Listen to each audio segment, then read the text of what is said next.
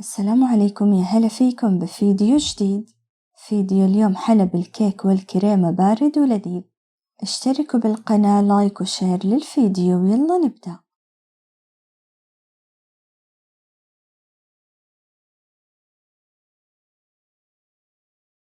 كيك شوكولاتة،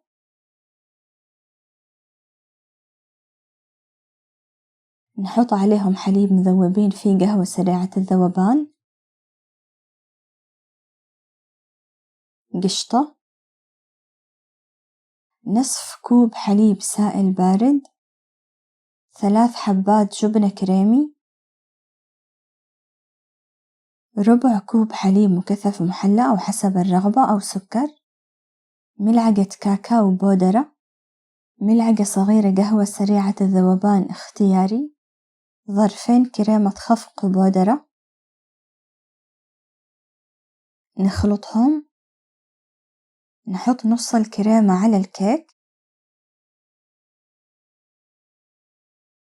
كيك شوكولاتة ونحط عليه الحليب،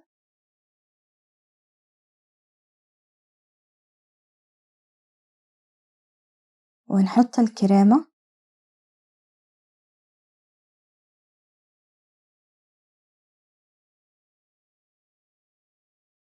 ندخلهم الثلاجة 5 ساعات أو أكثر.